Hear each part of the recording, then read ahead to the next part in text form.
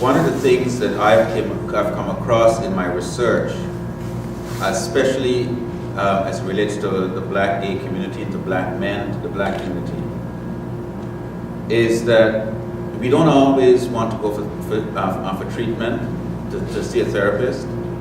As I said again, because we don't talk our business.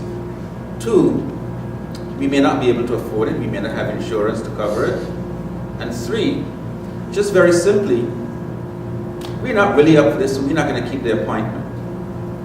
Okay? We'll say we come here, but we're not going to keep the appointment. Now, to the flip side of that, I would say that there are some in our community, black mental health professionals, who have better success with treating white people than they do with black people.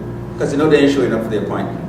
And they know they can't afford to pay, and they're not going to offer sliding scale because they have student loans to pay.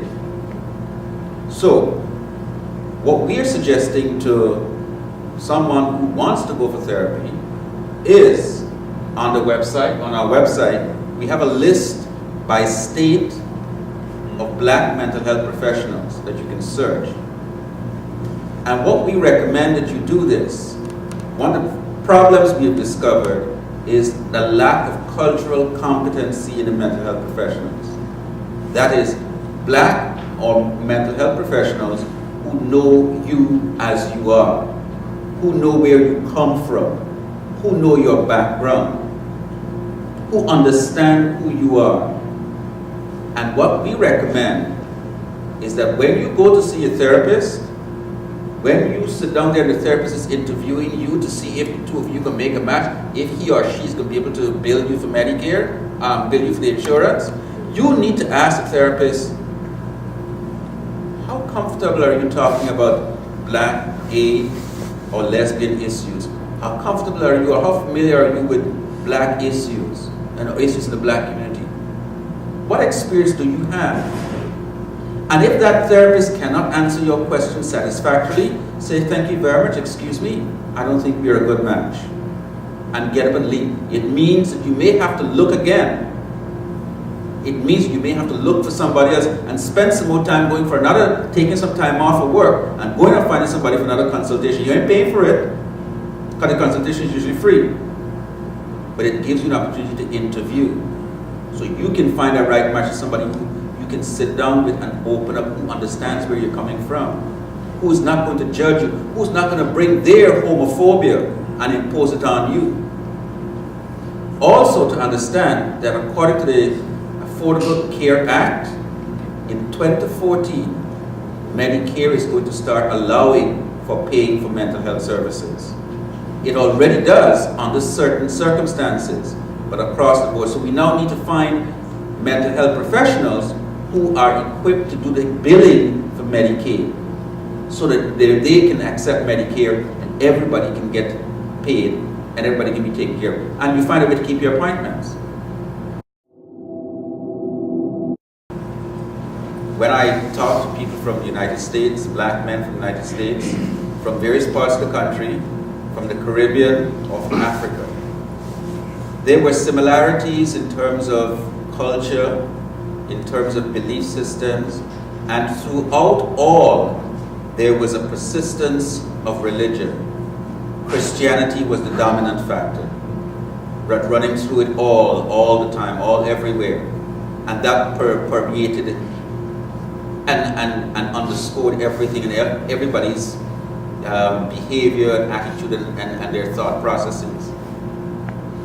One of the things that did surprise me, and it didn't come from the interviews itself, it came from a therapist in Atlanta who I interviewed, and he was the one that made me perk up and pay attention to the cultural competency among black mental health professionals.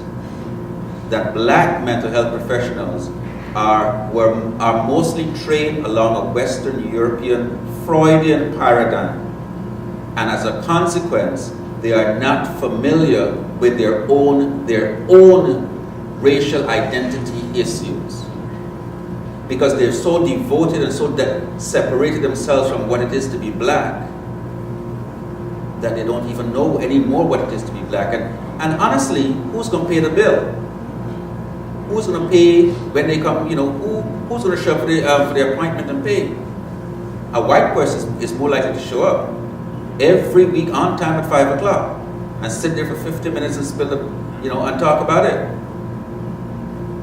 But you're going to sit there for 50 minutes and wait to see the black person going to show up. And if they do show up, well, the Medicaid, the insurance might bounce because they might no longer have insurance. So who am I going to go with? So that's where that was a surprise, and that was a wake up for me, because I'm like, and that said to me that this is the direction that I need to push this, because I can't just be talking about raising the awareness of depression in black gay men, but what's the solution? Where am I going to direct people? And it's a call now for the black mental health professionals or those who are getting into this field to become culturally competent, how to address them. I believe probably the majority of us are where you are, and that are the more mature, seasoned members, people that are here tonight, and how we have gone through and seen so much. Seen so much death and carnage, and people that are so close to us that have transitioned for one reason or another. And in my case, and probably the case of many others, seeing so many of our loved ones die from AIDS and right in front of us and so on. And for those of us who are seasoned, it's so important for us to also find our own support networks at our seasoned level. I know in our church, we are working very diligently to have a seasoned support group, because there are things that we do and have gone through and so on that our juniors are, you know, they're not there yet. We've been there. So, and then we have such a wonderful life ahead of us. You know, our life is not over. I'm 58.